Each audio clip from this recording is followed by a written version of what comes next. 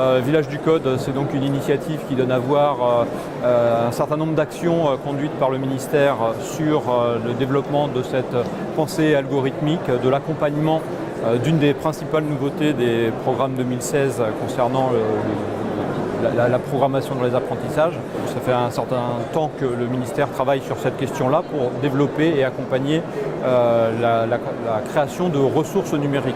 Donc le Village du Code a pour mission première de présenter un ensemble d'acteurs soutenus par le biais, pour certains, des programmes d'investissement d'avenir, qu'ils soient ceux de l'innovation et de l'entrepreneuriat ou qu'ils soient ceux des appels à projets e-éducation.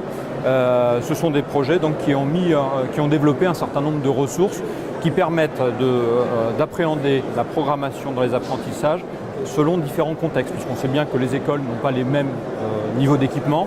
Donc il faut prévoir des ensembles de ressources divers, des ressources pour des environnements en débranché, des ressources pour des environnements utilisant la robotique, des ressources qui permettent l'utilisation d'applications en ligne, ou encore des ressources qui permettent l'utilisation de logiciels ou d'applications sur tablette. Donc le Village du Code représente cette palette la plus large possible de ressources. Et quand je parle de ressources, ce sont bien sûr des ressources tant logicielles que des ressources de formation, que des ressources d'accompagnement destinées aux enseignants.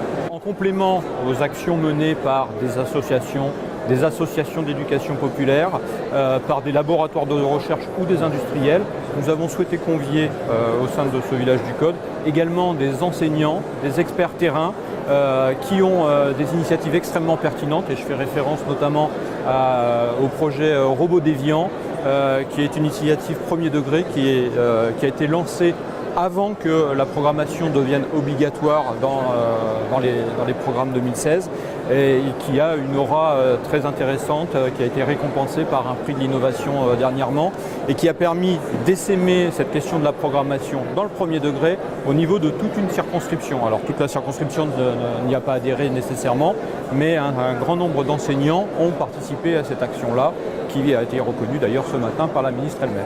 L'année dernière, on a donc engagé une année avant l'entrée dans les programmes des activités, des séquences de programmation dans les classes avec 17 enseignants qui se sont engagés à nos côtés. On les a formés sur des activités débranchées, sur aussi des activités branchées avec des robots et avec des logiciels. Et au final, on a fait un grand festival sur Évian au mois d'avril, le 27 avril, dans lequel 450 élèves ont pu nous montrer les activités qui avaient été données pendant l'année, qu'est-ce qu'ils avaient vécu en classe. Nous, on a vraiment pensé que le Timio avait des qualités de la maternelle à la 6e. Cependant, on n'est pas fermé. On propose aussi à nos enseignants d'autres robots, la Bluebot, le Cubeto, qui leur permet de développer peut-être aussi d'autres compétences. Mais au Timio, on fait vraiment confiance qu'il a vraiment des qualités de la maternelle jusqu'au lycée. Oui, le robot Timio se programme avec son logiciel libre Azeba. Et on peut aussi programmer avec Blocky, Force Timio et Scratch.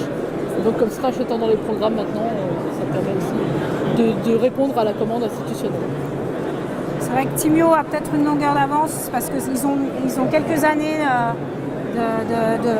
d'expérience en classe, notamment en classe suisse. Et ils ont remodelé, ils travaillent au jour le jour aussi sur le développement de leur objet. Nous, on trouve des qualités, il peut écrire, il est scripteur, c'est-à-dire que quand l'enfant déplace le robot, il peut laisser une trace aussi intéressante en classe. Il est modulable, on peut rajouter des Legos, il a plein de capteurs, on peut l'ouvrir. Et puis il a un langage de programmation visuelle qui est très intéressant aussi pour les élèves de l'école élémentaire à partir du CP, qui facilite grandement, avant Scratch ou Blocky, qui facilite grandement l'accès au code et à la programmation. Et il a une programmation événementielle avec des si et des alors. Il a des capteurs, il peut réagir, il peut interagir avec un deuxième Timio, ce que ne font pas ces autres robots qui sont simplement sur du déplacement et sur du quadrillage. Alors, qui sont plus adaptés pour peut-être de jeunes élèves, alors qu'avec celui-ci, on peut aller beaucoup plus loin dans l'algorithme.